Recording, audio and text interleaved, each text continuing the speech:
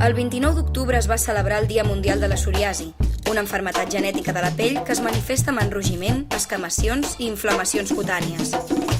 Afecta a 125 milions de persones al món sencer i prop d'1 milió a Espanya.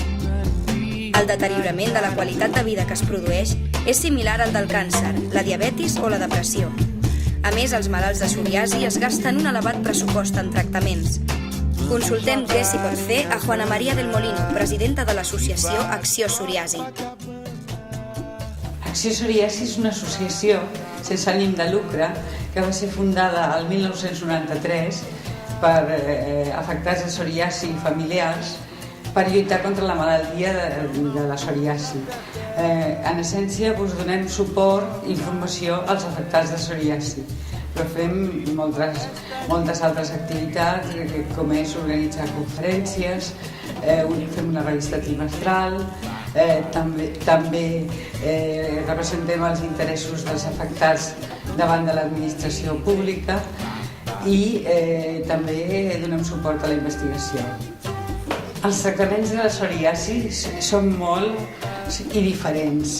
El problema és que es tracta d'una malaltia crònica i cap, per ara, dona una solució definitiva. Normalment, per les psoriasis lleus, els metges donen els tractaments que diem tòpics, o sigui, externs, sobre la pell. Però per psoriasis més importants, de mitjanes a greus, existeixen els tractaments sistèmics per via oral o injectables o la pulvoteràpia, que són molt efectius, encara que tenen efectes secundaris. I des de fa un any tenim ja a Espanya una nova línia de tractaments, els tractaments biològics, que obren un altre camí molt diferent i que esperem que també ens donaran més possibilitats de millora.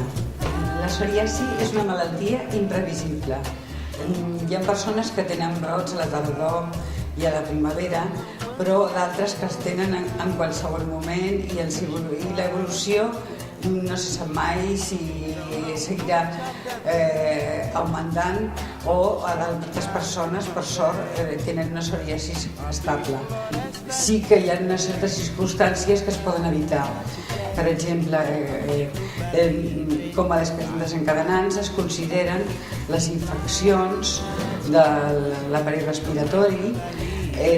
També hi ha uns medicaments per la pressió i els antimalàrics que poden ocasionar brots de la psoriasi i d'altres medicaments, i aleshores és important saber aquestes coses per no provocar un brot que podria ser més greu.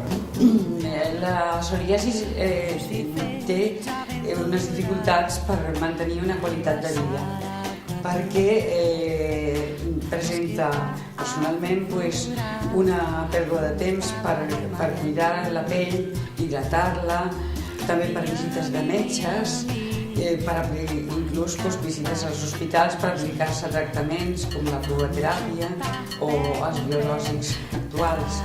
Però d'una altra banda també perjudica les relacions, tant personals, a nivell de parella, una manca d'autoestima, amb la qual cosa és molt difícil agradar als altres. I d'una altra part es poden trobar amb rebuig per part de la societat. Per això és molt important recalcar que la psoriasi no és contagiosa. Però, malauradament, hi ha empreses o institucions com són els cossos de seguretat de l'Estat que impedeixen l'accés de les persones amb psoriasis i això n'hauríem de parlar molt, perquè no és el mateix una psoriasi molt lleu que una psoriasi important, i qualsevol psoriasi està contemplada com un impediment.